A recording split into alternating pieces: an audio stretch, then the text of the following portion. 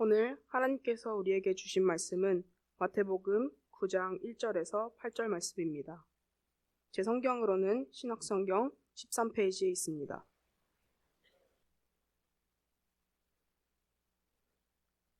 다 찾으신 줄 알고 제가 봉독하겠습니다. 예수께서 배에 오르사 건너가 본 동네에 이르시니 침상에 누운 중풍병자를 사람들이 데리고 오거늘 예수께서 그들의 믿음을 보시고 중풍병자에게 이르시되 작은 자야 안심하라 내 죄를 사함을 받았느니라. 어떤 서기관들이 속으로 이르되 이 사람이 신성을 모독하도다. 예수께서 그 생각을 아시고 이르시되 너희가 어찌하여 마음에 악한 생각을 하느냐. 내 죄 사함을 받았느니라 하는 말과 일어나 걸어가라 하는 말 중에 어느 것이 쉽겠느냐. 그러나 인자가 세상에서 죄를 사하는 권능이 있는 줄을 너희로 알게 하려 하노라 하시고 중풍병자에게 말씀하시되 일어나 내 침상을 가지고 집으로 가라 하시니 그가 일어나 집으로 돌아가거늘 무리가 보고 두려워하며 이런 권능을 사람에게 주신 하나님께 영광을 돌리니라. 주님의 말씀입니다. 하나님이 한 분 한 분 보고 싶으셔서 이 자리에 부른 줄로 믿습니다. 지난주 말씀드렸지만 제가 이 예배, 하나님께 드린 예배의 어떤 목적, 본질, 하나님께 드린 것 너무 중요한 것이죠. 찬양도 드리는 것이고요.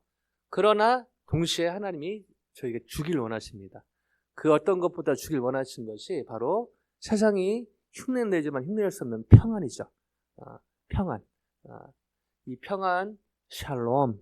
한 분 한 분 여러 삶의 정황 가운데 또 고민이 되고 염려가 되는 부분도 있겠지만 오늘 예배 통해 주님께서 주시길 원하시는 그 평안을 누리시기를 주님의 이름으로 간절히 축원드립니다. 그리고 중요한 게 못지않게 중요한 것 바로 예배 본질이라고 할 수 있는 것이죠. 교제하는 것입니다. 하나님이 한 분 한 분과 교제하기를 원하십니다. 아멘요. 말씀과 찬양과 기도를 통해서 주님과 깊이 있는 교제. 무엇보다 우리 자식 키우시는 또 손주까지 보신 분들 더 아시겠지만 자식이 또 손주들이 정말 알았으면 좋겠는 것 내가 얼마나 너를 이뻐하고 얼마나 소중히 여기는지 사실은 하나님의 마음의 일부분인 것이죠. 하나님이 여러분 한 분 한 분 사랑하셔서 이유가 있으셔서 이 땅에 보내신 줄로 믿습니다. 여러분 삶이 속일지라도 삶이 거짓말할지라도 그건 팩트가 아닌 것을 기억하시면서 정말 한 분 한 분 잘 태어나셨고요. 생일 365일 중에 하루만 축하하지만 그러나 매일 리마인드 해야 될 것은 여러분 잘 태어나셨다는 것입니다. 아멘요. 그리고 그 주님이 보내신 이유대로 또 부르신 대로 한 분 한 분 의미 있게 또 살아가는 은혜가 있기를 주님의 이름으로 간절히 축원드립니다. 근데 아쉽게도요 저희가 그 하나님을 오해할 때가 많은 것 같습니다. 여러분 많이 들어보셨을 텐데요. 코끼리 눈을 감고 코끼리를 만져보게 하는 자료를 찾아보니까 불교 경전 중에 하나인 열반경에 나오는 글이라고 합니다. 이 거룩한 설교 시간에 왜 불교 책자를 얘기하느냐라고 속으로 생각하신 분도 계시겠지만 사실 종교개혁 때 솔라 여러 가지가 있어요. 솔라 스크립추라 오직 성경인데요. 이것을 잘못 오해하면요 성경만 읽어라라고 성경을 읽는 게 너무너무 중요합니다. 그렇죠? 그러나 이걸 문자적으로 받아들여서 성경만 읽어라라고 착각하기 쉬운데 그것이 아닙니다. 성경의 정신대로 하나님의 말씀대로 살자는 게 저기지 뭐 문학책, 인문학책, 과학책을 읽지 말라 다른 뭐 종교책을 읽지 말라 그런 의미는 아닌 것이죠. 저 개인적으로는요 고등학교를 원불교 학교를 나왔기 제가 뭐 원해성이 아니라 뺑뺑이를 돌려갖고 가다 보니까 그렇게 됐는데 뭐 참선도 하고 막 그랬거든요. 그래서 이걸 꼭 해야 되나. 근데 그렇게 수업 때 들었는데 그 원불교 책이나 이런 거 보면서 배울 점들이 많이 있었습니다. 그러나 중요한 것은 성경에 입각하여 성경의 정신과 맞는 그런 부분이 좀 있었다는 것이죠. 이 불교 경전 중에 하나인 열반경에 바로 인도의 경민왕이 아니고 경면왕이 장님들을 모아서 코끼리를 만져보게 합니다. 그러면서 그 장님들에게 물어보게 하는 것이죠. 코끼리가 무엇이냐?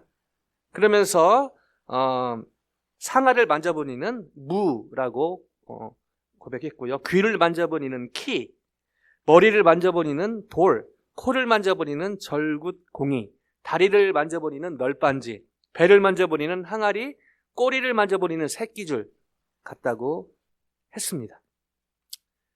자, 장님들이 코끼리를 만지고 얘기한 게 틀린 것일까요? 그렇지 않죠.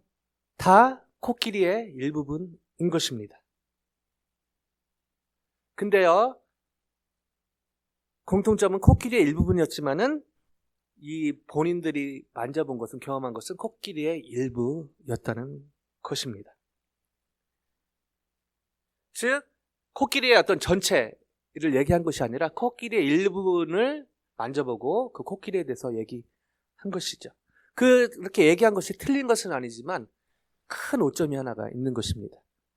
바로 자기가 만져본 그 부분을 코끼리 전체라고 생각하는 오류가 있을 수 있다는 것이죠.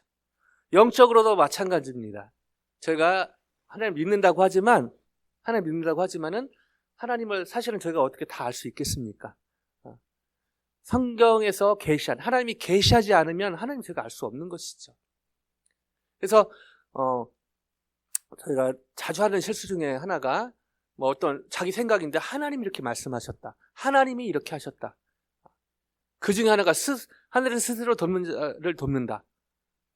아멘하기 쉬운데요, 성경에 그런 말 나오지 않습니다. 그래서 저희가 신앙을 갖고 신앙생활에 정말 중요한 것 중에 하나, 넘어지지 않으려고 노력하는 것 중요하지만 넘어졌을 때 바로 돌아오는 것. 근데 바로 돌아올 때 어떤 기준점이 있어야 된다는 것이죠. 하나님을 저희가 제대로 아는 것, 이 하나님이 기준점이 되는 것인데 하나님이 누구인가를 아는 것이 너무너무 중요합니다. 특별히 예수님, 성령님, 다 삼위일체 하나님 연결이 되는데요, 이 예수님이 누구신가, 여기에 관해서 예수님을 누구로 받아들이냐에 따라서 세상 말로 하면 종교가 갈리는 것이죠. 십자가 예수님을 어떻게 보느냐에 따라서 유대교, 이슬람교 다 거기서 나뉜다고 볼 수가 있습니다. 그런 의미에서 예수님을 하나님 계시한 대로 성경에 근거해서 아는 것이 너무너무 중요합니다. 저희 삶 가운데 여러 경험을 하면서 예수님을 또 만나기도 하죠. 요즘은 중동에 하도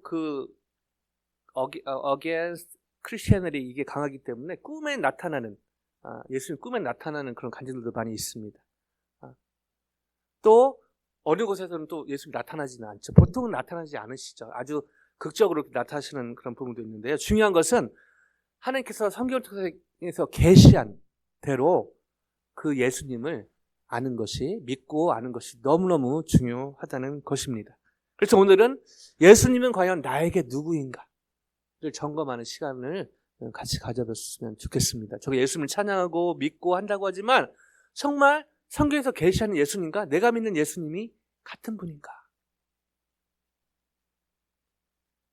저희가 하나님이라고 얘기하지만, 예수님이라고 얘기하지만, 성령님을 믿는다고 하지만 자칫 잘못하면 성경에서 말씀하신 하나님이 계시하신 하나님과 예수님과 성령님과 다를 수 있다는 것입니다. 그게 바로 또 다른 우상이죠. 우리가 만든 하나님, 우리가 만든 예수님, 우리가 만든 성령님. 너무너무 조심해야 된다는 것이죠. 이게 심하게 가면 어떻게 가죠? 이단으로 빠지게 됩니다. 근데 그거 못지않게 중요한 게 또 뭡니까? 이단으로 빠지진 않지만 이단처럼 저희가 신앙생활을 할 수 있다는 것이죠. 그런 의미에서 예수님을 하나님께서 계시한 대로 성경을 근거로 제대로 알고 믿고, 다 알아보고 예수님 믿고, 그건 아니지만 처음에 은혜로 주님을 예수님 믿는 게 필요하지만 그 믿음 위에 예수님이 누구신가를 아는 이 알미 너무너무 중요하다는 것이죠. 저와 여러분에게 예수님은 누구십니까? 지금 믿고 있는 예수님은 누구십니까? 어떻게 하면 예수님을 저희가 제대로 믿고 알며 제대로 따를 수 있을까요? 영적인 기본으로 돌아가는 그런 선상에서 너무 중요한 질문이 아닐 수가 없습니다. 자, 이 질문을 가지고 오늘의 본문 안으로 다 같이 들어가 보길 원합니다. 마태복음 9장 1절인데요. 같이 한번 읽습니다. 시작. 예수께서 배에 오르사 건너가 본 동네에 이르시니. 아멘. 참고로 마태복음을 지난해 했었는데 지난해 하고 올해 또 다시 기본으로, 영적 기본으로 돌아가는 주제에 맞게 다시 돌아왔는데요. 마태복음 9장 1절, 5장에서 7장까지는 산상순, 그리고 그 산상순에 맞게 또 예수님은 행하십니다. 예수님은 말씀만 하신 분이 아니라 하신 말씀에 또 응당하는 행동도 하시죠. 이 말과 요즘 워낙 이 정치나 요즘 세상 돌아가는 게 거짓말이 팽배하고 워낙 말한 것 안 지키는 이게 팽배하다 보니까 우리가 그 말에 대해서 이렇게 좀 여러 가지 불신이 생기게 되는데요. 놀랍게도 예수님은 하신 말씀대로 오셨고 당신께서 하신 말씀에 정말 신실하게 그렇게 행동하시는 모습을 볼 수가 있습니다. 그래서 8장부터 해서 계속 그 하신 말씀을 근거로 여러 이적도 행하시고 또 행하시는데요. 이 9장의 그 선상에 또 그 내용이 이어집니다. 9장에 예수께서 배에 오르사 건너가 본 동네에 이르시니, 이 직전에 예수님께서 폭풍우를 잠잠케 하시는, 그 다른 말로 가셨다가 다시 예수님께서 주로 사역하셨던 곳이 캐퍼나움, 가버나움이라는 곳인데요. 이 9장 1절에서 본 동네로 설명을 하고 있습니다. 왜냐하면 이때 이 가버나움이 갈릴리 지방의 군사 행정의 중심지였기 때문이고 예수님 사역의 주 활동 무대였기 때문입니다. 자, 이런 상황에서 어떤 일이 벌어집니다. 2절 같이 한번 읽어보실까요? 2절요. 시작. 침상에 누운 중풍병자를 사람들이 데리고 오거늘 예수께서 그들의 믿음을 보시고 중풍병자에게 이르시되 작은 자야 안심하라 내 죄 사함을 받았느니라. 자, 헬라어 이 원문에 보면요, 카이 이두란 말로 시작이 됩니다. 이게 종종 쓰였는데요, 뭐죠? 어떤 새로운 사건을 소개할 때 주로 이렇게 쓰였던 표현인데요. 이 새로운 사건, 그 이적 여러 기사들을 적고서 또 다른 사건이 지금 이렇게 펼쳐지고 있는 것을 설명하고 있는데요. 그것은 저희가 너무 잘 알고 있는, 많이 들어본 바로 침상에 누운 중풍병자, 그리고 그를 이렇게 예수께 데려오는 그 장면입니다. 너무 저희가 또 많이 듣고 설교도 듣고 성경을 읽으면서 익숙해 있는 부분이죠. 근데 좀 즈음이라서 들어가 보면요, 2절에 이렇게 설명이 되어 있지만요, 여기에 병행 구절이 마가복음, 누가복음에도 기록되어 있거든요. 비교해보면 시간 관계상 이렇게 다 읽어보지 못하겠지만 나중에 시간 되실 때 꼭 한번 읽어보시기를 추천을 드리는데요. 비교해보면요, 놀랄 만큼 짧게 기록되어 있습니다. 그래서 여기서 그냥 침상에 누운 중풍병자를 사람들이 데리고 예수님께서 믿음을 펴주시고 작은 자 안심하라 내 죄사함을 받았느니라 한 절에 이렇게 다 되어 있는데, 마가복음, 누가복음 보면요, 이거요 이렇게 펼쳐져서 설명이 되어 있다는 것이죠. 과연 왜 그랬을까요? 성경 읽을 때, 또 성경 공부할 때 좋은 의미에서 why 퀘스천을 해보는 게 좋습니다. 불신의 why라기보다는 궁금증의 why라고 할까요? 그래야 좀 더 깊이 있게 이 말씀을 볼 수가 있고요. 또 한 가지 성경 읽으실 때, 적용하실 때, 저희가 많이 들었잖아요. 중풍병자, 뭐, 이렇게 친구들, 이런 것들. 근데 이게 때로는 무감각하게 와닿을 때가 있는데, 왜냐면요, 중풍병자와 나와 상관이 없다고 생각하기 때문에 그렇습니다. 중풍병이 안 걸릴 수도 있지만은, 심한 중풍병은 저희 안에 어떻게 보면 해결될 것 같지 않은 그런 문제의 어떤 상징이라고 볼 수 있는 것이죠. 혹시나 우리 영민 형제가 기도를 잘 해주셨는데, 혹시나 아직도 앞이 캄캄하고 염려가 되고 그런 여러 이슈로 신음하고 있는 분들이 계시다면 그 어떤 때보다 이 메시지가 복음으로 와닿는 것이죠. 그것이 고난이 주는 유익이라고 볼 수가 있습니다. 누가복음과 마가복음 비교해 보면요, 정말 짧게 기록이 되어 있거든요. 왜 과연 그랬을까? 이런 질문을 가지고 성경을 보면 좀 더 깊게 볼 수가 있습니다. 이 질문에 대한 답은 뒤에서 다시 한번 다루기로 하고요. 과연 2절로 이렇게 압축해서 마태는 얘기를 했는데 이걸 좀 펼쳐서 얘기한 그 현장으로 가봅니다. 누가복음 5장 18절로 19절인데요. 두 절 같이 읽어보십니다. 시작. 한 중풍병자를 사람들이 침상에 메고 와서 예수 앞에 들여놓고자 하였으나 무리 때문에 메고 들어갈 길을 얻지 못한지라 지붕에 올라가 기와를 벗기고 병자를 침상째 무리 가운데로 예수 앞에 달아내리니. 자, 누가는 그 의사였거든요. 그 심텀에 대해서 설명하는, 그래서 좀 더 자세히 보려면 누가복음 보는 게 되게 도움이 됩니다. 2절을 좀 더 풀어서 쭉 설명을 하는데요. 이 중풍병자 혼자 침상에 누워 본인이 어떻게 할 수 없으니까 거기에 18절로 다시 가시면 18절로 사람들이요. 여기 사람들로 보통 이제 친구들이었을 거라고 그렇게 앞뒤 문맥에서 이렇게 보게 되는데요. 사람들이 침상째 그냥 들고 예수 앞에 들여 놓으려고, 그리고 그 방법이 19절에 보면 무리 때문에 그 안에 들어가려고 했는데 사람들이 너무 많으니까 못 들어간 거죠. 그래서 참 기발합니다. 지붕에 올라가 기와를 벗기고. 저희가 성경이기 때문에 그냥 그런가 보다 하기 쉬운데요. 사실은 그 당시 정말 기발한, 어떻게 저런 생각을 했을까? 성경을 읽을 때 성경 그 문자적인 의미도 사실 중요합니다. 그러나 문자적인 그 의미에 갇혀서는 안 되는데요. 그래서 성경 읽을 때 행간의 의미를 파악하는 것도 너무 중요합니다. 자, 저기에 글자로는 안 나와 있지만 이 얼마나 이 중풍병자를 예수님 앞에 데리고 가서 구원 얻게 하려는 그 마음이 강했으면, 보통은 이 마음이 그렇게 크지 않았으면 그냥 사람들이 너무 많네, 오늘은 아닌가, 그냥 이 중풍병자는 좀 아닌가, 그렇게 포기할 수도 있지 않았겠습니까? 그러나 지붕에 올라가 기와를 벗기고, 나중에 이 중풍병자 입장에서 내가 시키지도 않았는데 저거 기와 지붕 수리비가 얼만데 이렇게 뒤집어 시험 당할 상황도 있을 수 있는 합리적 상상을 해봅니다. 그죠? 왜 시키지도 않은 일을 욕먹을 수도 있었던 것이거든요. 합리적 상상을 해보면요. 그러나 그런 거 앞뒤 자르고 어떻게든 이 사람을 살려야겠다는, 여기에서 한 가지 제가 돌아보고 싶은 게, 저희가 왜 기도를 잘 안 하게 되죠? 몇몇 제가 찍어서 뭐 알아가지고 막 이런 거 아닙니다. 저를 포함해서 제가 종종 기도를 잘 안 합니다. 그죠? 그리고 전도의 방법은 여러 가지 있지만 저희가 왜 전도를 잘 안 하게 되죠? 시간이 없어서요? 뭐가 없어서요? 여기서 말씀드린 전도를 뭐 나가서 노방전도, 뭐 사행전도, 여러 형태의 전도가 있습니다. 교회 오면은 우리 권사님들처럼 막 환하게 맞아주시는, 이것도 전도의 한 방편인 것이죠. 근데 제가 전도를 잘 안 하게 되거나 전도를 잘 좀 뒤로 미루는 큰 이유 중에 하나가 바로 여기에 나와 있는 지붕에 올라가 기와를 벗기고.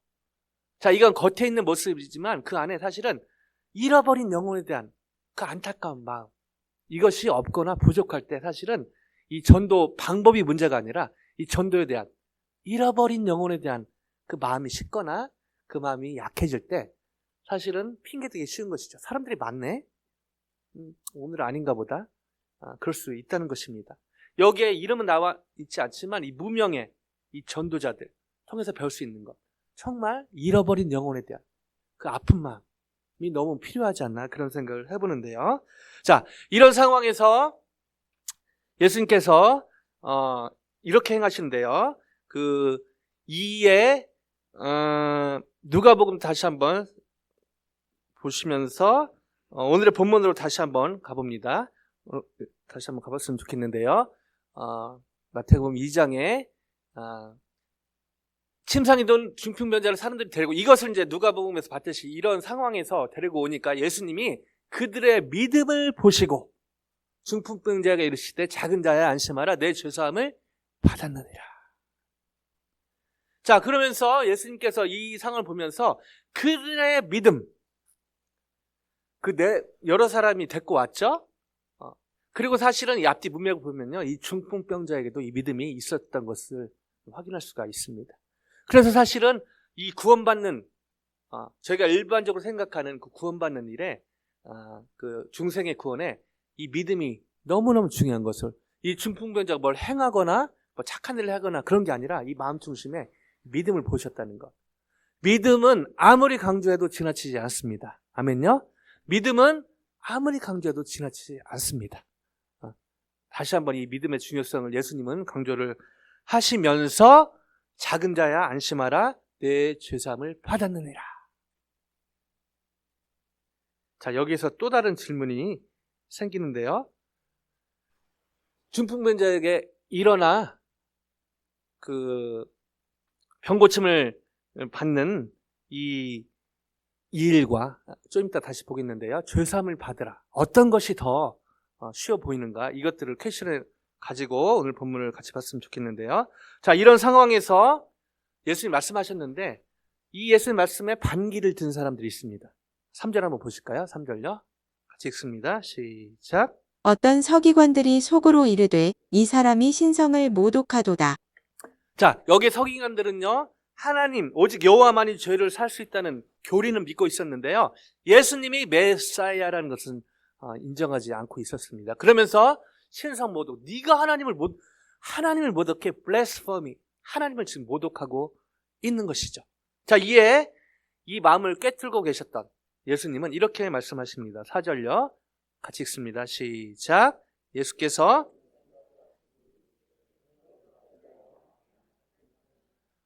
자, 이 서기관의 생각에 대해서 예수님은요, 악한 생각이라고 표현을 하십니다. 이 서기관이 무슨 더러운 생각, 뭐 훔칠 생각, 뭐 그런 우리가 일반적으로 생각하는 그 생각을 했기 때문에 악하다라고 얘기하지 않으시고요. 이 죄사함에 대해서 지금 선포하고 있는데 이 서기관은 거기에 대해서 좀 더 이게 정말 진짜 맞는 말인가? 여기에 대한 관심이 전혀 지금 없는 모습을 보고 있는 것이죠. 그냥 본인이 갖고 있는 그 교리 안에서 지금 예수님을 판단하고 있는 것입니다. 이것을 악한 생각이라고 얘기하고 있습니다. 저희가 일반적으로 생각하는 도덕적인 그런 악한 생각을 뛰어넘어서 예수님에 대해서 더 알아보거나 관심이 있거나 예수님이 하신 말씀이 정말 진짠가? 그거를 확인조차 하지 않으려는 그 생각을 예수님은 악한 생각이라고 말씀하신다는 것이죠. 비슷하게 저에게도 그럴 수 있는 것입니다. 예수님이 누구신가? 예수님 말씀이 정말 예수님 말씀이 나를 이끌고 있는가? 여기에 관해서 무관심한 이 자체를 예수님은 악하다라고 말씀하고 계신 것이죠. 그러면서 이런 질문을 던지십니다. 5절요. 같이 읽습니다. 시작. 내 죄 사함을 받았느니라 하는 말과 일어나 걸어가라 하는 말 중에 어느 것이 쉽겠느냐? 자, 여러분 어떻게 생각하십니까? 예수님이 내 죄사함을 받았느니라 하는 말과 일어나 걸어가라 하는 말 중에 어느 것이 쉽겠느냐? 자, 언뜻 보면요, 죄사함을 받았느니라 말하는 것이 쉬워 보입니다. 왜냐하면 눈에 안 보이거든요. 그죠? 이 죄사함을 받았다는 게 뭐 눈에 안 보이지 않습니까? 근데 우리 눈에 보이기에 일어나 걸어라.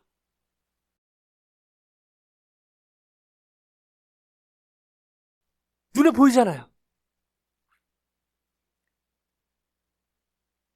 근데 좀 더 들여다보면요, 사실 예수님이 이 사람들의 심리를 꿰뚫고 말씀하신 것을 볼 수가 있습니다.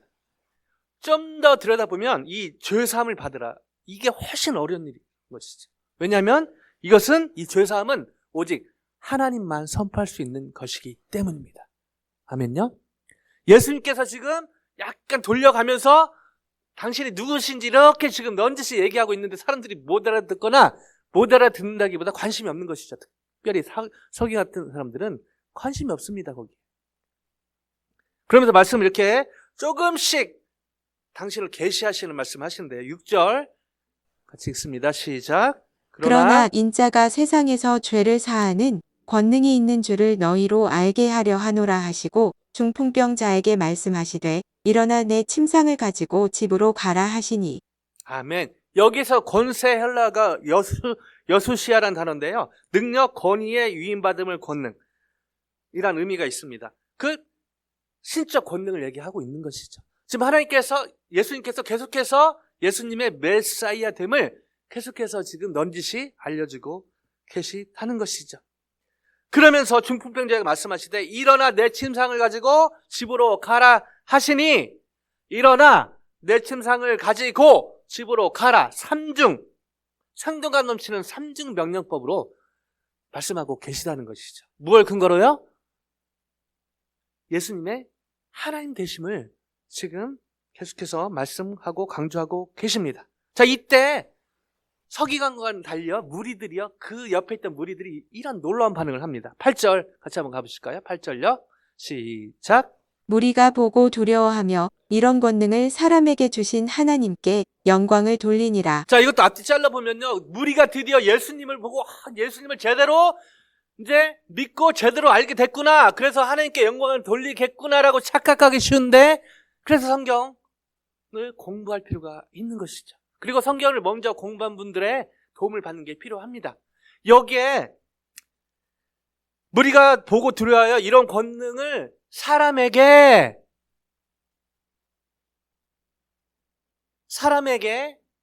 주신 하나님께 영광을 돌린다. 이 사람이요, 이 헬라 원어로 보면 복수로 되어 있습니다. 사람들에게. 무슨 말일까요? 우리는요, 하나님은 존재를 믿으니까 하나님이 그냥 예수라는 사람에게 이 권능을 주셨고, 또 다른 사람에게 주시고, 하나님은 그런 능력이 있으시니까 그게 그냥 예수라는 사람에게 그냥 잠깐 임했다. 그러면서 이걸 예수님 포커스하는 게 아니라 그냥 하나님께 지금 영광을 돌리고 있다는 것이죠.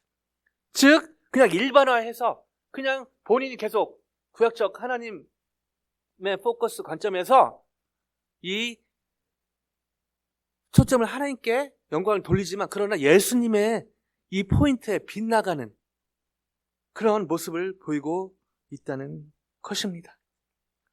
이 중풍병자가 죄사함과 병고침의 동시에 기적을 경험하는 놀라운 현장에서 안타깝게도 예수님에 대해서 제대로 알지 못하는 실수를 범하게 된 것이죠.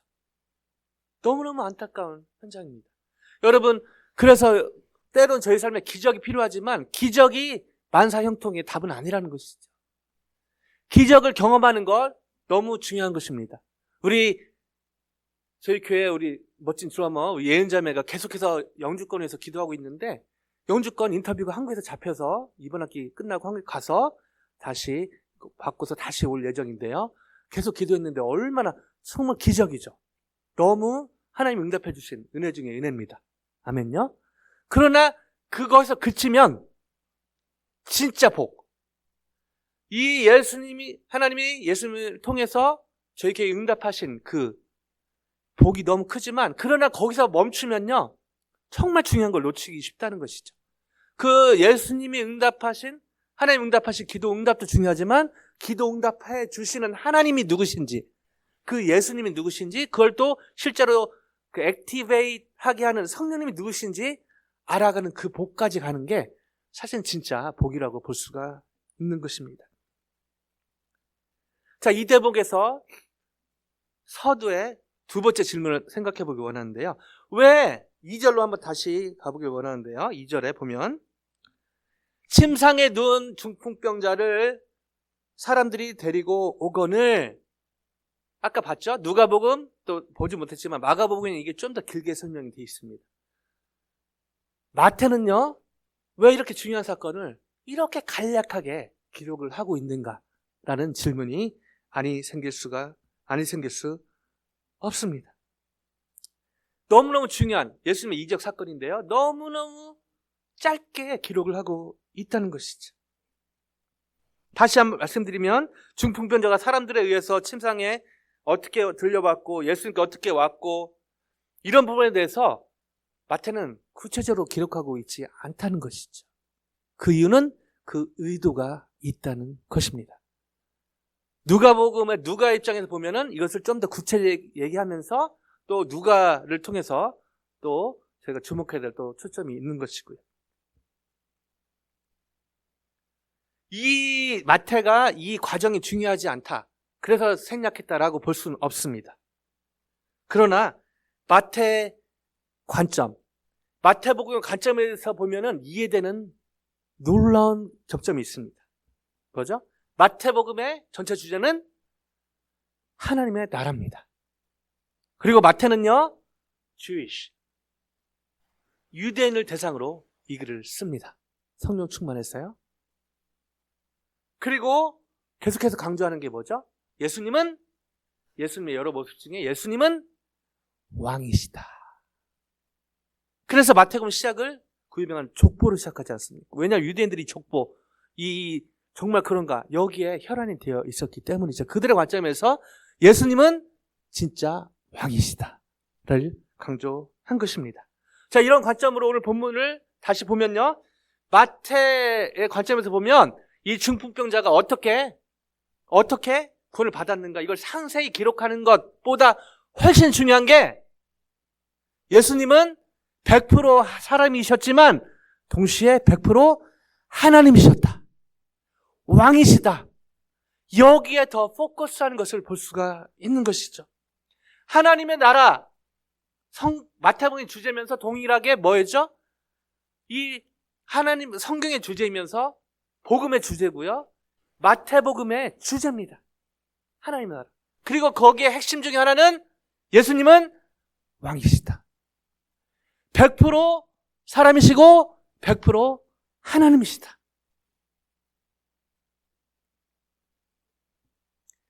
이걸 강조하기 위해서 일부러 다른 것을 줄인 것을 여기뿐 아니라 다른 기록에서도 볼 수가 있는 것이죠.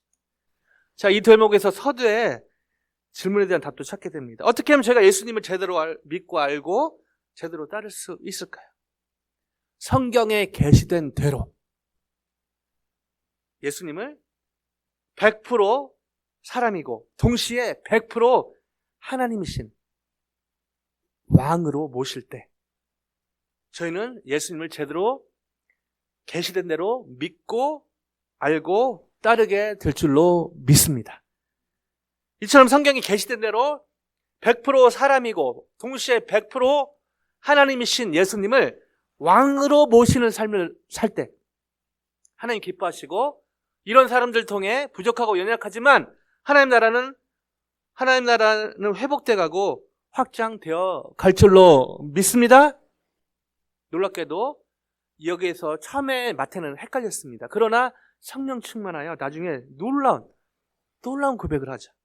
마태복음 16장 16절에 같이 읽겠습니다. 시작. 시몬 베드로가 대답하여 이르되 주는 그리스도시요 살아계신 하나님의 아들이시니이다. 성령 충만하여서 마태가 정말 균형 있게 고백한, 그리고 이 고백이 위에 예수님께서 천국의 열쇠, 이 고백 위에 교회를 세우겠다고 약속하시는데, 캐톨릭은 이 또 해석이 중요하죠. 이 베드로 사람에게가 아니고 이 고백, 이 내용을 보면 나중에 저 본문할 때 다시 말씀드리고 전에도 말씀드렸지만은 여기에 이 고백 위에 교회를 세우겠다, 그게 사실은 이 베드로 사람이 아니라 이 고백인 것이죠. 고백. 그래서 저희가 동일하게 이 고백하는 것이 너무너무 중요한 것을, 입의 고백도 중요하고요, 입의 고백에 근거한 삶의 고백, 이 둘 다 중요한 것임을 저희가 이 말씀을 통해 볼 수가 있습니다. 하나님께서 귀하게 쓰시는 분들 중에 한국에 박형영 목사님이라는 분이 계십니다. 개혁신학의 기초가 되고 또 이분의 성경관을 또 많이 배우게 되는데요. 이분의 성경 해석은 개혁신학적 원리와 구속사적 해석을 전제로 하면서 이분은 특징적인 성경 그 해석, 이분의 어떤 성경 해석의 그 내용은 문법적, 역사적, 정경적, 되게 입체적으로 되게 성경적인 그런 기초를 놓는데 귀하게 쓰임 받은 분이십니다. 자, 이분이 아직 생존해 계시거든요. 1942년생인데요. 지금 생존해 계신데, 이제 나이가 들면서 여러 가지 이제 몸에 좀 이상이 오는 것, 거스를 수 없는 자연의 어떤 이치라고 볼 수 있는데요. 이분이 건강하게 사셨지만 나이가 들면서 여러 곳에 몸이 아프게 됐다고 합니다. 그래서 집에서 이제 병원도 다니고 하는데 너무 이제 아픈 와중에 이분이 목사님이셔서 신학교 교수이기 때문에 제자들이 이분을 병문안하려고 찾아갔다고 합니다. 근데 집에 들어가는데 막 이렇게 막 방언으로 기도하는, 어떤 여자분이 막 방언으로 뜨겁게 기도하는 소리를 들었다고 합니다. 제자들이 깜짝 놀랐다고 한 것이죠. 왜냐하면 평소에 이 목사님은 방언에 대해서 강조하거나 방언에 대해서 이렇게 긍정적으로 얘기하시는 분이 아니거든요. 말씀. 너무 중요하죠, 사실은.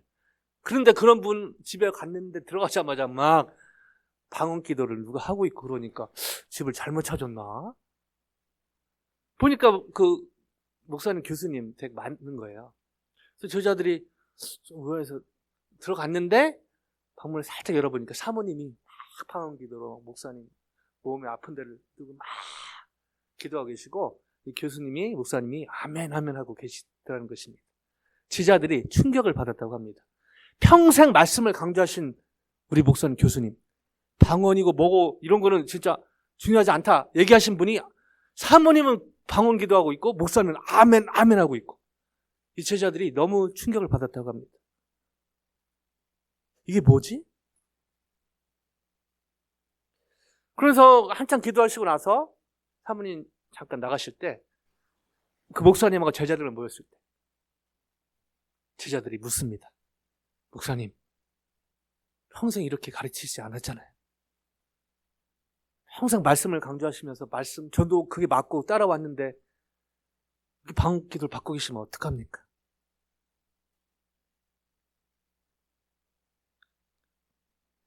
목사님께서 제자들을 보시면서 한마디 하십니다. 니들도 아파봐.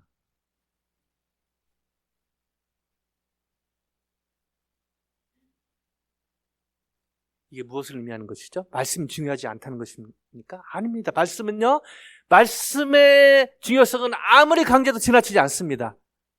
그리고 이분은 특별히 말씀을 통해서 예수님을 깊이 알게 된 것이죠. 그리고 그거는 지금도 맞습니다.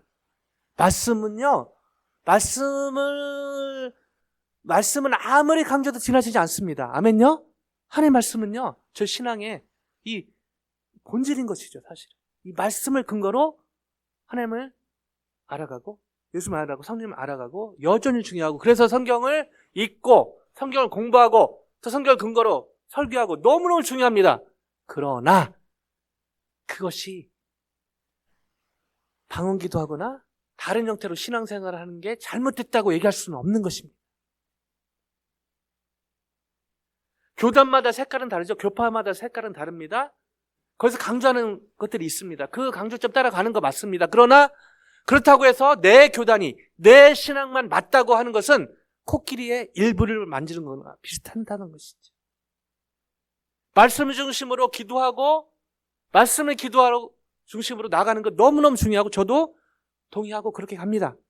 그러나 오순절 계통의 신앙 색깔, 신예계 계통의 신앙 색깔, 다른 교단의 신앙 색깔은 잘못됐다고 얘기하는 것은 조심해야 된다는 것이죠. 물론 또 이거를 성경에 근거하지 않고 다 뭐 이단도 포용하고 뭐 다른 포용 이건 아닙니다. 거기까지 가면 안 되는 것이죠. 기준은 하나님의 말씀인 것이죠. 저 개인적으로 미국에서 신앙생활을 하면서 몇 번 당황한 적이 있습니다. 제가 3년 동안 미국 CC하고 같이 동역한 적이 있는데요. 세계 기도날 매달 첫 주에 이렇게 화요일마다 각 지역에서 전 세계 25,000명 풀타임 간사님들과 또 발런티어 또 여러 관련된 분들하고 기도하는 세계 기도의 날이 Day of World Prayer라는 시간이 있는데요. 그래서 조지아 근처에서 몇 번 모여서 몇 번 갔는데 기도 제목 구체적으로 진짜 구체적으로 쓰더라고요. 참 하나님 알아서 해주옵소서. 뭐 이 기도가 꼭 나쁜 건 아니지만 그렇게 기도하다 보면요 하나님 응답하셔도 저희가 모를 때가 많거든요. 그래서 구체적으로 기도할 필요도 있는 것입니다. 물론 기도의 하이라이트는 하나님의 뜻대로. 왜냐하면 그게 저희에게 베스트이기 때문이죠.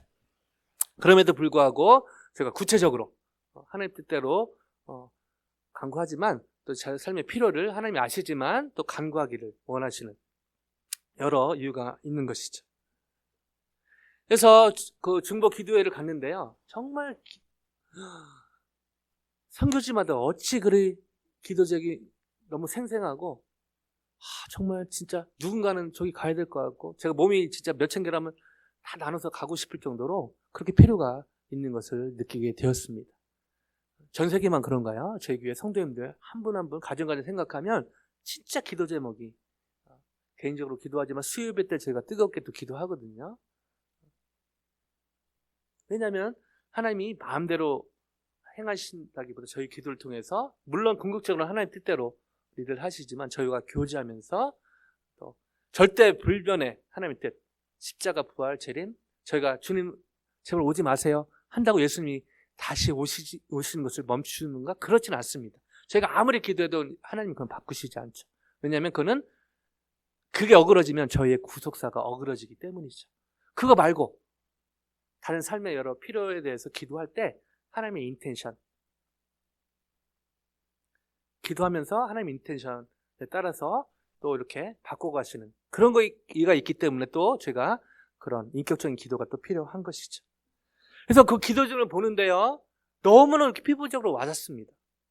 그래서 이제 막 Let's pray all together 하는데 막 Lord 주여 기도하려고 했는데 너무 조용한 거예요. 속으로 이분들 영성이 이거밖에 안 되는가? 이렇게 지금 긴급하고 중요한 기도 제목 이렇게 조용할 수가 있는가? 아무도 그렇게 막 기도 않는 거예요. 그래서 뭐지? 그렇게 5초 있다가 한 분이 기도합니다. 백인 간사님 기도하고요. 기도하시고 또 흑인 간사님 기도하시고 히스패닉 간사님 기도하시고 나중에 알고 봤더니 그게 미국 아메리칸 스타일이더라고요. 보니까 크루 스타일. 그래서 미국 교회를 가보니까 좀 비슷하게 하더라고요. 저희는 뭐 진짜 긴급한 기도 제목 중요한 기도 제목 있을 때 주야 한 번도 부족해서 막 주야 주야 주야 주여 3장 안 하면 하나님 기도를 안 들어주실 것처럼 막 목청이 터져라 기도를 합니다. 때로는 하나님 기도 좀 아프셨겠다 그런 생각을 해보는데요. 제가 그 경험하면서 배우게 된 게 뭐냐면은 하나님은 주여 3청도 들으시고 조용히 이렇게 모였을 때 뜨겁게 기도하는 기도도 들으시고 혼자 그렇게 모였지만 한 명씩 하는 기도도 들으신다. 근데 제가 그걸 받아들이는데 시간이 좀 걸렸습니다.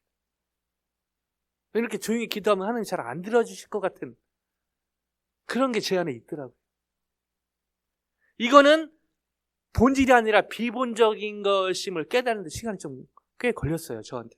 제가 나름대로 오픈되어 있다고 생각을 했는데 제가 한국에서 쭉 오래 살아온 또 한국 기독교 문화 안에서 살 것이 있기 때문에 또 그런 걸 깨닫게 되더라고요. 그리고 또 하나, 찬양할 때.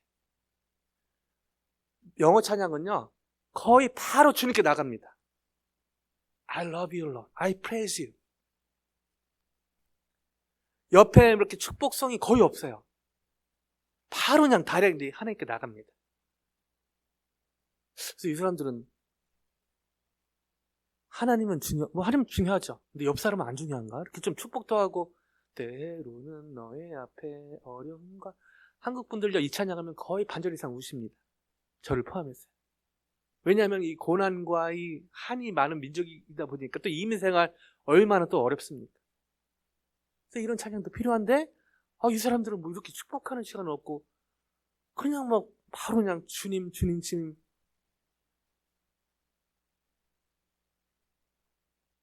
나중에 좀 시간을 지나서 돌아보니까 찬양은 그렇게 하지만 예배 끝나고 나서 또 그렇게 또 나이스해요. 이렇게 특히 뉴커머들에게.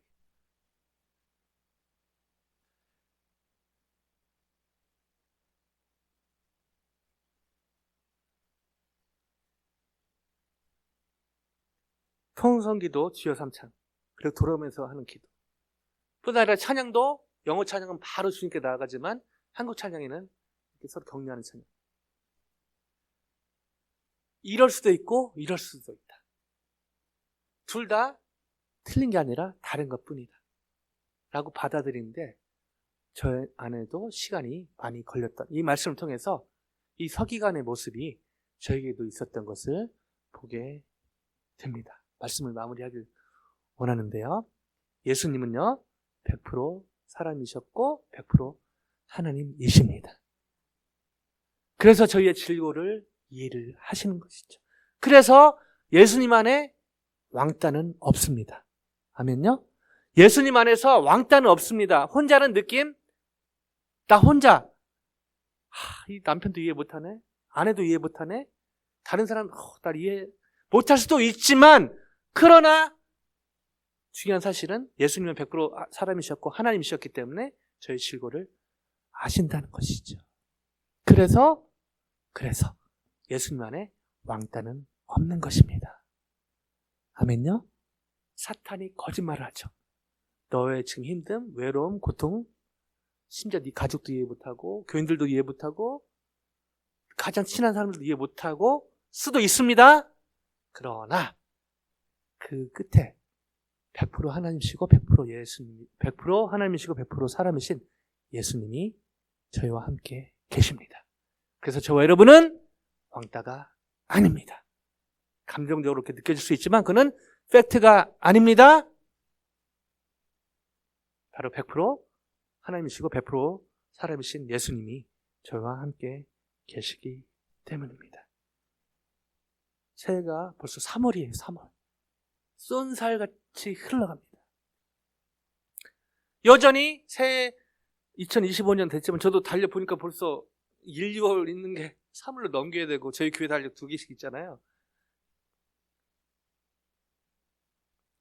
시간이 흐르고 있지만 여전히 저희 안에 개인적으로, 가정적으로, 또 캠퍼스 공부에 관련해서, 직장에 관련해서, 또 비즈니스 관련해서, 또 은퇴 이후에 여전히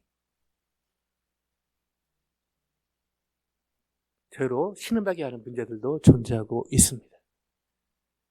이런 상황 가운데서도 성경에 계시된 대로 100% 사람이고 동시에 100% 하나님이신 예수님을 왕으로 진짜 모시는 삶을 살 때 저희는 2025년을 진짜 주님 안의 새해로 누리게 될 줄로 믿습니다. 이 놀라운 반전의 삶의 주인공이 되시기를 주님의 이름으로 간절히 축원드립니다.